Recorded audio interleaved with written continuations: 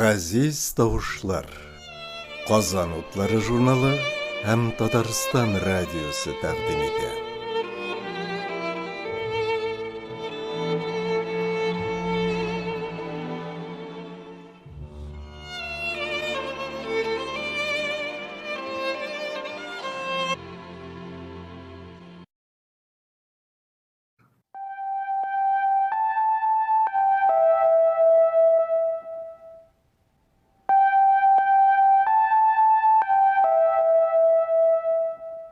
Туган телне сөюче кадерле дуслар, сезне тел күрке сүз тапшыруының чираттагы чыгарылышын тыңларга чакырабыз.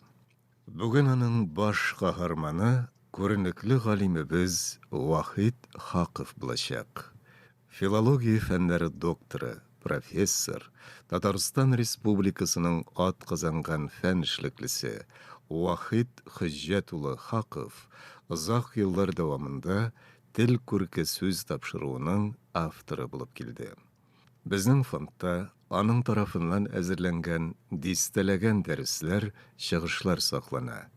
Аның якты рухын искә алып, һәм ул безгә калдырып киткән гыйлемне тагын бер кат хәтердә яңартып, Вахит Хаковның 1980 елларда эфирда яңгыраган «Гасырлар җәүһәре» дигән чыгышын тыңлыйк. И туган тел, и матур тел, әткәм-әнкәмнең теле. Дөньяда күп нәрсә белдем син туган тел аркылы. Иң элек бу тел белән әнкәм бишектә киләгән. Аннары төннәр буена әпкәм хикәят сөйләгән. И туган тел, һәр вакытта ярдәмең берлән синең. Кечкенәдән аңлашылган шатлыгым, кайгым минем. Туган тел. Бу тылсымлы сүз. Кемнәр генә телнең матурлыгына, күркәмлегенә һәм нәфислегенә сокланмаган. Кемнәр генә ул турыда йөрәк түреннән чыккан сүзләр әйтмәгән. Әйе, кешелек дөньясында тел гаять зур урын тота. Җәмгыятьтә аннан башка яшәү мөмкин түгел. Тел ярдәмендә кешеләр бер-берсе белән аңлашалар, фикерләр алмашалар. Тел кешенең бөтен тормышы белән аерылгысыз бәйләнгән. Ул аралашу, аңлашу чарасы гына түгел, халыкның рухи тормышын чагылдыру коралы да булып тора. Анда халыкның рухы да, табигаты да һәм тормыш көнкүреше дә чагыла. Электә яшәгән бихисап буыннар, барлык материаль һәм рухи байлыклар белән бергә, биек һәм алыштыргысыз тел хәзинәсендә безгә мирас итеп калдырганнар. Һәр буын ул мираска үз өлешен исти килгән. Күп сынаулар һәм хәвеф-хәтерләрдән саклап, гасырлар буенча шымартып һәм камилләштереп безгә китереп җиткергән. Тел ул күп гасырлар һәм заманнарның уртак җәүһәре. Телгә карата игътибарлы һәм сак мөнәсәбәттә булу, аның егәрен, сафлыгын саклау һәм бу турыда кайгыртуның никадәр зур әһәмияткә ия икәнлеге әнә шуның белән дә аңлатыла. Моннан күп гасырлар элек иҗат ителгән әсәрләр аша без борынгы чорларда яшәгән халыкларның тормышын, культурасын, алар арасындагы иҗтимагый мөнәсәбәтләрне күз алдына китерәбез. Ул әсәрләрнең теле аркылы ерак тарихны белә алабыз. Сөекле шагыйрыбыз Габдулла Тукай чын халык телен, чын халык рухын безгә тик халык җырларыннан гына табып була дигән иде. Үзенең халык әдәбияты дигән хезмәтендә ул моны ачык мисаллар белән раслап күрсәтә. Кичкенәдән үк күңелемә урнашкан җырлар симәгемнән миндә туган телебезне сөю туды. Әгәр миңа җырлар ярдәм итмәсә, туган телебезне сөймәк кеби бер олуг нигъмәткә малик була алыр идеммени, ди шагыйрь. Һәм сүзен яшәсен халык әдәбияты, яшәсен туган тел дип тәмамлый. Сәнгатьчә милли форма нәрсә ул? Александр Фадеев булай җавап бирә. Ул барыннан да элек туган тел. Ул халык авыз иҗатын үз ишенә алган һәм халык өчен үзенчәлекле булган сөйләм теле һәм аның рухы. Җир йөзендә 2000-дән артык тел бар. Тарихи үсешләре, төзелешләре ягыннан бер-берсенә якын торган телләрне аерым төркемнәргә бүлеп йөртәләр. Татар теле төрки телләр тармагына карый. Татар телен яхшы белү 30-га якын төрки телене аңларга да мөмкинлек бирә. Без күршеләребез башкортлар, чуашлар, Көньяк Көнбатышта, Кавказда яшәүче Азәрбайҗан, Карачай-Балкар, Кымык, Караим, Нугай, Гагаузлар, Урта Азияда һәм Казакъстанда яшәүче үзбәк, казах, төрекмән, каракалпак, уйгур, кыргызлар, Сибирдә һәм көнчыгышта яшәүче Тува, Якут, Хакас, Алтай, Шор һәм башка халыкларның телләре безгә аңлаешлы. Аларның кайберләре татар теленә бик якын, икенчеләре безнең телдән шактый ерак, ләкин алар барысы да үзләренең тарихы һәм чыгышлары ягыннан кардәш телләр булып саналалар. Телнең бөтен халык өчен уртак дәрәҗәгә китерелгән нормалары нигезендә әдәби тел үсеп чыга. Милли телнең иң киң таралган үзенчәлекләрен, төп байлыгын үзендә туплап, әдәби тел халык сөйләм культурасының иң югары казанышы булып китә. Әдәби тел ничек үскән һәм формалашкан соң? Татар әдәби теленең барлыкка килүе өчен зарури алшартлар күптәннән туган. Аның башлангыч формалашучылары язуда теркәлә башлавы ерак тарихка барып тоташа. Идел Кама буенда төрки кабиләләренең бер-берсе белән аралашып яшәүе, шул җирлектә гомум уртак тел нормаларының барлыкка килүе нәтиҗәсендә 13-14 йөзләрдә татар әдәби теленең лексик, фонетик, грамматик нормалары һәм стильләре формалаша башлый. 15-16 йөзләрдә, ягъни Казан ханлыгы чорында халык теле һәм әдәби тел нормалары үсеп чыга. Моңа исә үз нәүбәтендә борынгы Болгар һәм Алтын Урда дәүләт чорындагы социаль вакыйгалар зур йогынты ясыйлар. Бу тарихи шартлар тел нормаларының таралу, ныгу, тотырыклану процессын тизләтәләр һәм әдәби теленең камилләшүенә юл ачалар. Татар теленең барлыкка килү процессы халыкның килеп чыгышы белән тыгыз мөнәсәбәттә тора. Аның нигезендә Болгар Кыпчак кабиләтләре ята. Халык сөйләме элек-электән шул җирлектә үскән һәм татар халкының аралашу чарасы булып киткән. Иҗтимагый тарихи вакыйгалар әдәби теленең дә шул нигездә нормалашуына китергән.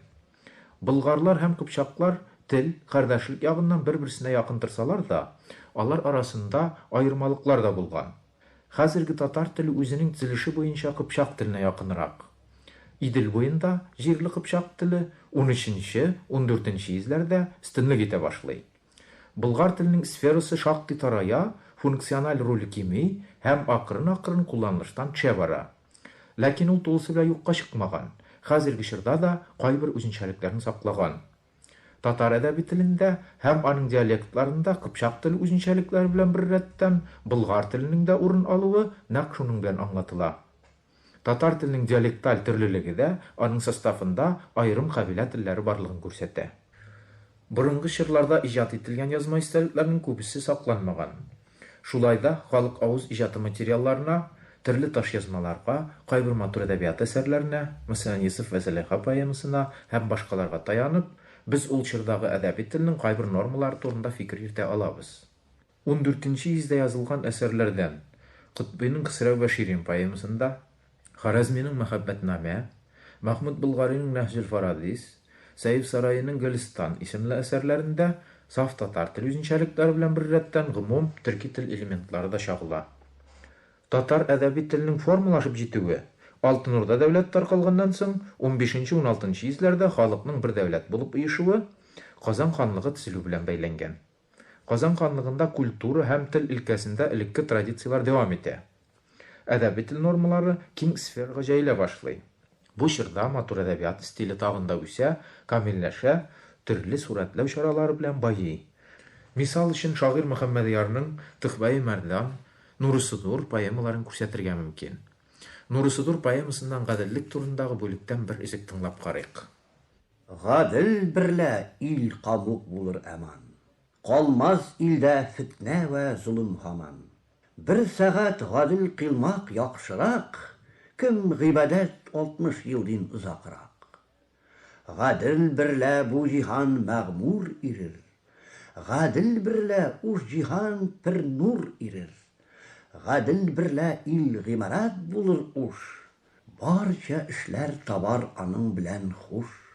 Гадел булыр барча эш башы белең. Гадел берлә даимән бәс эш кыйлың.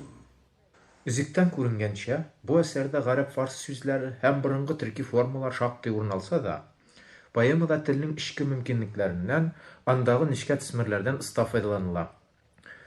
Аннан соңгы чорда да татар әдәби теле шул юнәлештә үсүен дәвам итә.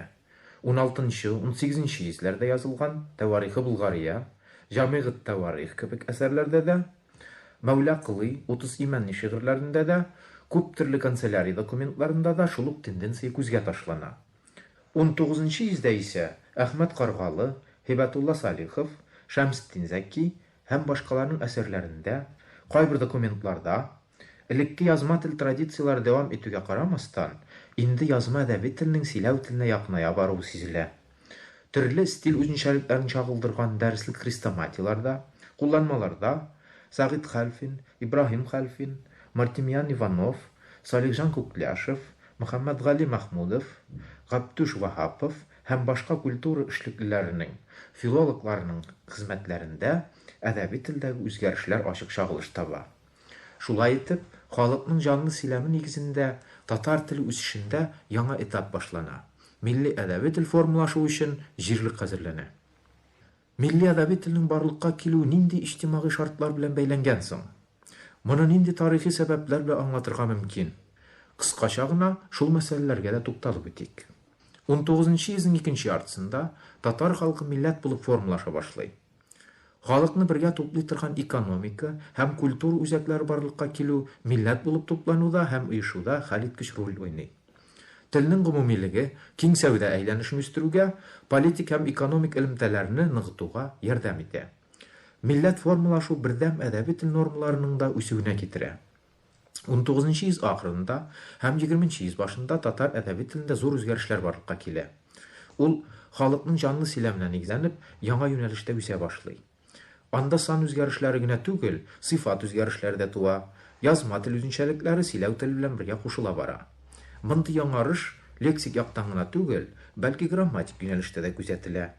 Язма китап теле өчен генә хас булган үзенчәлекләр халык телендә киң таралган грамматик формалар белән алмаштырыла. Милли әдәби тел проблемасы 19-нчы йөздә бөтен кискенлеге белән куелды.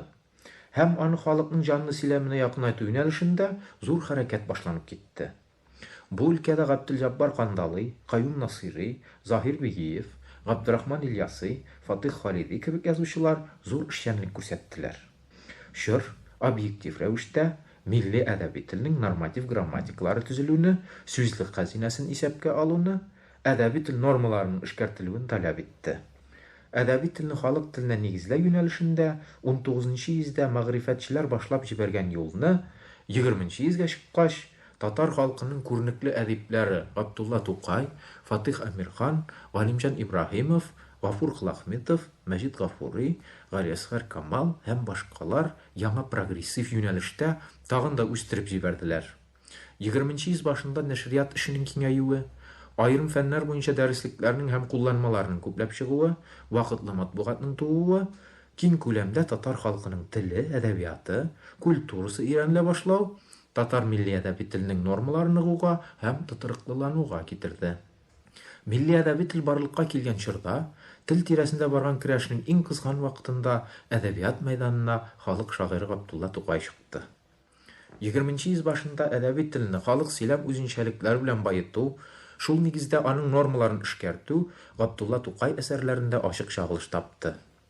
Тукай стиле татар әдәби телендә аңа кадәр яшәп килгән уңай традицияларның яңа юнәлештә үсеше ул. Шагыйрь сөйләменең эмоциональлеге, ачыклыгы, гадилеге Тукайның сүзлек хәзинәсеннән, күп төрле сурәтләү алымнарыннан төгәл һәм иркен файдалана белү осталыгына бәйләнгән. Һәр язучы әдәби телне үстерүгә билгеле бер өлеш кертә. Телнең тылсымлы тәэсир итү көче нидан гыйбарәт соң? Бөек рус язучысы Лев Толстой былай дигән: Сүз бөек нәрсә ул. Бөек, чөнки сүз белән кешеләрне берләштерергә дә мөмкин. Сүз белән аларны аерырга да мөмкин. Сүз белән сөйләргә дә, сүз белән дошманлашырга да, сүз белән кешедә үзеңә нәфрәт уятырга да мөмкин. Кешеләрне бер-берсеннән читләштерә торган сүздән саклана күр. Әйе, булар бик дөрес әйтелгән сүзләр. Халык мәкалләрендә сөйдергән дә тел, биздергән дә тел. Иң татлы тел туган тел, анам сөйләп торган тел. Тел байлык. Тел кылычтан үткен. Тел ала, тел сата. Тел юата да, йылата да, дип юкка гына әйтмиләр. Борынгы заманнарда ул кешеләр телнең җәмгыятьтә тоткан урынын дөрес билгеләгәннәр. Сүзнең тәэсир итү кешенә, аның тәрбияви ягына игътибар иткәннәр. Антик дөньяда ук инде, Грециядә, Римда, Һиндстанда матур сөйләм сәнгате, риторика аерым фән булып үскән. Ул заманнарда ук дөрес, матур һәм үтемле нәтиҗәле сөйләм тудыра торган чараларны өйрәнгәннәр. Бөек философлар һәм ораторлар Аристотель, Цицерон һәм башкаларның бу турыда әйтеп калдырган фикерләре безнең замангаcha килеп җиткән. Элек-электән татар халкы арасында тел осталары, шишәннәр, әкиятчеләр булган. Алар телнең киң байлыгыннан файдаланганнар, буыннан-буынга телне үстереп һәм байытып, аның рухын саклап килгәннәр. Сүзнең җәмгыятьтә тоткан урыны турындагы фикерләрен Гамил Афзал түбәндәге шигъри юлларга салып бирә. Сүз әйтергә тәвәккәллек кирәк. Сүз йөрәккә ялкын үткәрә. Сүз киптерә төп башына терәп, сүз меңнәрне яуга күтәрә. Сүз кешене әйдәп алдан йөри. Сызгандыра салмак беләкне. Сүз күңелдә очкын булып кири, сүз арыслан итә йөрәкне. Сүз уйларны кайрый кайрак кебек. Сүз сафларны ипли кырычтай. Сүз көрәшкә чыга байрак кебек, сүз дошманны кисә кылычтай. Әдәби телнең байлыгы нәрсәдә чагыласың? Әдәби тел бик катлаулы күренеш һәм бай хәзинә ул.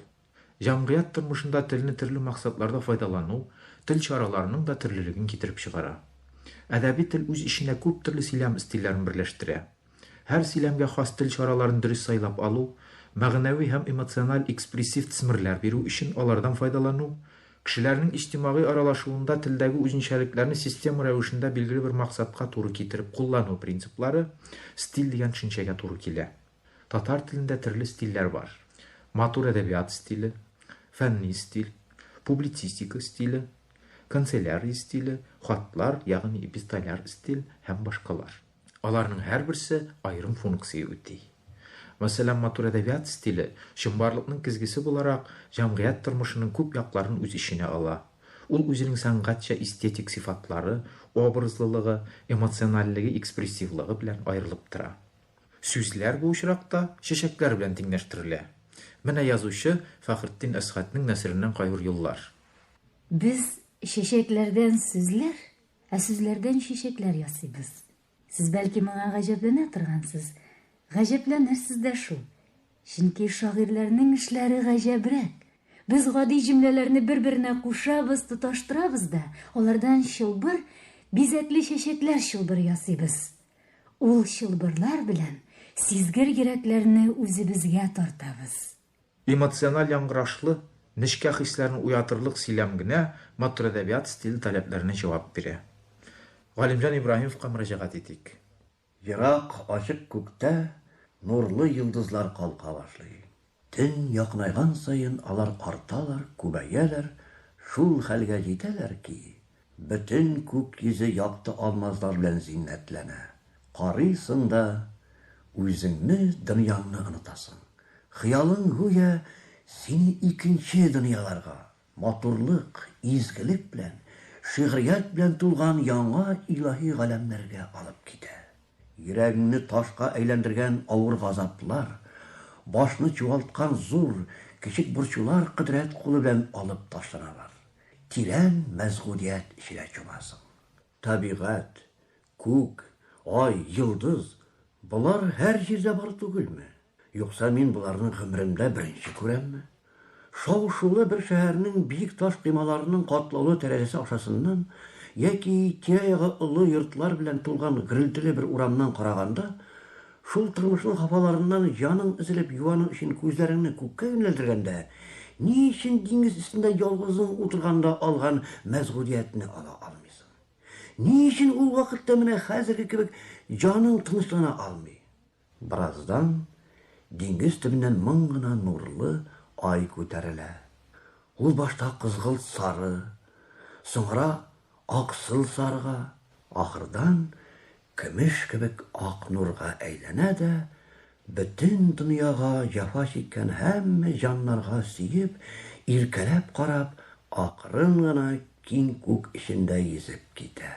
Телнең ичке ресурсларыннан, Стиль мөмкинлекләреннән ыста файдалану нәтиҗәсендә матур әдәбиятның төрле жанрлары үсеп чыга. Элек-электән матур әдәбиятның поэзия стиле генә зур үсеш алган булса, 19-нчы йөзнең икенче яртысыннан проза стиле һәм аның төрле төрләре формалаша башлый. Драматургия стиле дә шушы чорда туа. Мондый үсеш жанр һәм стильләрнең тарихи бәйләнеше белән аңлатыла. Теге яки бу жанр үзенә хас стиль үзенчәлекләрен дә таләп итә. Үз нәүбәтендә телдәге стильләр дә аерым жанрларның үсеп китүенә юл ачалар. Тел стиль күренешләре белән әдәби процесс арасындагы диалектик берлекне милли әдәби тел формалашу чорындагы күп кенә мисаллар белән расларга мөмкин. Матур әдәбият стилендә милли телнең киң мөмкинлекләреннән файдаланыла, төрле сурәтләү алымнарының кулланылышына мөрәҗәгать ителә. Алар язма һәм сөйләү теле элементлары белән бергә тыгыз үрелеп баралар. Моның матур үрнәкләрен хәзерге матур әдәбият әсәрләреннән күпләп китерергә була. Гомәр Бәшировның Туган ягым яшел бишек әсәреннән бер изек тыңлагыз. Миңа иң шаганы сыерчыклар иде. Мен алар күкрәкләренә укалы камзул, аякларына сары читек киеп, эшлекле кыяфәттә азык эзләп йөриләр. Тымшыклары белән узган елгы яфракның әле берсен, әле икенчесен әйләндерәләр. Нидер табалар, булмый икән, икенче куак төбенә китәләр. Аларның эшләре күп, балаларын туйдыралар. Берсе авызына җимеләктереп уясына ачканда, ялт итеп икенчесе килеп төшә. Кар астыннан чыккан чүп-чарны, чири башлаган яфракларны җыеп алганнан соң, бакча уртасындагы чирәмле гүя битен югандай яшәренеп китте. Кара карлыганның әле генә ачылган вак яфракларыннан борынга үзенә бер төрле салкынча әчкел тиз килеп керде. Минем монда беркем дә белми торган бик яшерен әкияттәге урман ичидәй серле бер урман бар. Анда кояш төшми, җил үтми. Канафир ботаклары арасыннан бик биектә зәңгәр су күк кенә күренә. Кошлар синең баш өстеңә үк килеп утыралар да берни дә сизмичә рәхәтләнеп сайрыйлар. Язучы Фатих Хөсни Йөзек каш повестында атлар чабышын менә ничек сурәтли. Ниндидер юл айырмасын үттек. Берәү шунда кинәт кенә ха дип кычкырып җибәрде. Колагыма җил бәрелде. Тыяклар ярсу белән тупырдадылар. Күземне ачып йомарга өлгермәдем, кашка байтал минем алга сикереп чыкты. Аның арт тыякларыннан балчык атылып минем битемә бәрелде. Бераз вакыт күземне ача алмыйча бардым, күзне ачарга вакыт бик җиткән иде. Алда берничә чакрым ераклыкта кылга башындагы сөлгеләр чагылып үттеләр. Күренделәр, аннары тагын югалдылар. Хәйлә бетте. Безнең аяк астында хәзер җир. Җитмәсә тагын нинди җир? Я күтәрә ул, я башымны яра. Мин ике бармагымны төшемә кысып, сызгырып җибәрдем. Һәм беренче мәртәбә атыма камчы селтәдем. Уен түгел икәнлегенә ат та сизенде булса кирәк, кинәт сикереп алды. Мин чак кына артка очып калмадым. Күз алдымда нәрсәләрне яктырып киттеләр, кинәт сүнеп калдылар. Битемә үз атымның әчкелтем пары килеп бәрелде. Тагын шул, теге айырмадан узып, бер-ике генә сикердем. Госманның артына килеп бастым. Аның атының ухылдавы ишетелә. Бу дәртлелек түгел, хәлсезлек билгесе. Минем Госманнан керәсем килде. Тик килгәнче тагын бер сикерәсе бар иде әле.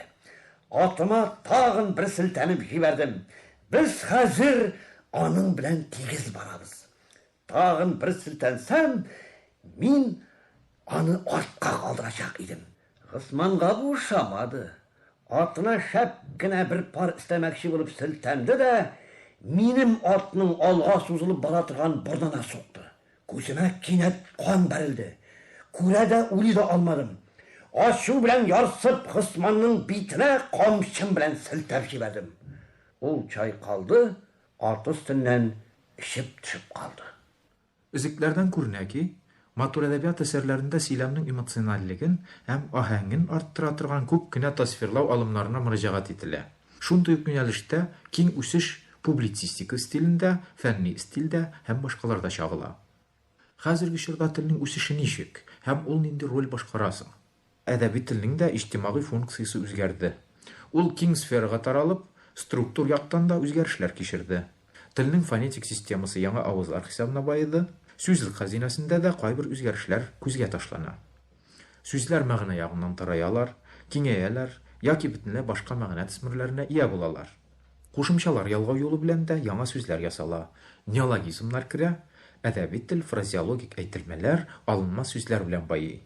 Менә шагыйрь Равил Фәйзуллинның тел турындагы бер шигыре. Минем телем меңәрләгән ишләре күп, тыйнак тел ул.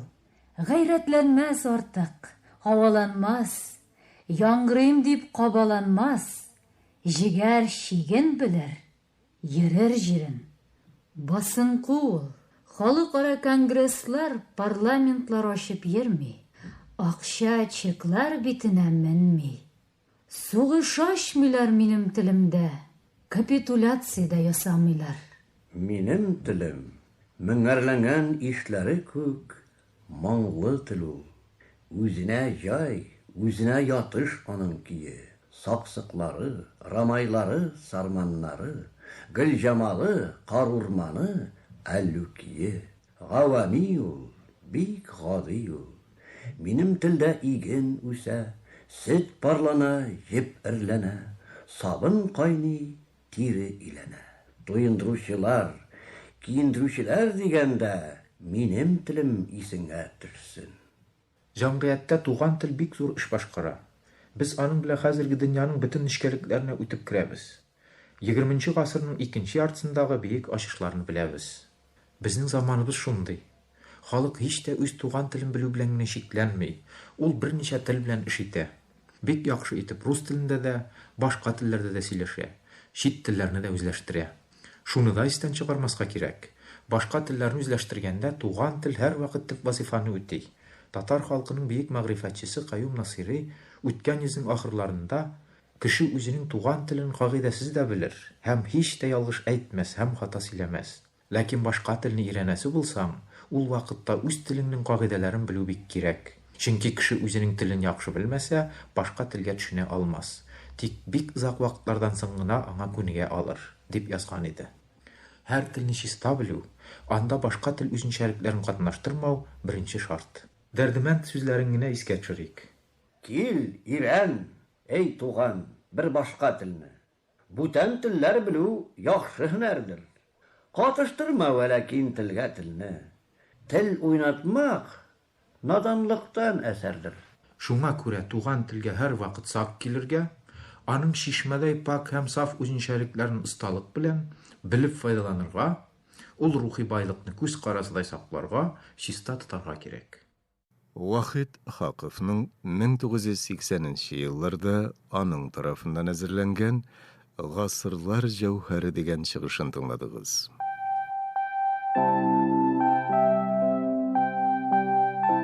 Кадерле дуслар, тел күрке сүз тапшыруының бүгенге чыгарылышы шушының белән тәмам. Аны мөхәррир Нәсим Акмал, тавыш килә устасы Гөлнара Хикмәтуллина һәм Талгат Хаматшин әзерләде. Үз халкыңның теленнән айырылу, нәсел тамырларыннан айырылуга китерергә мөмкин. Шуны онытмыйк.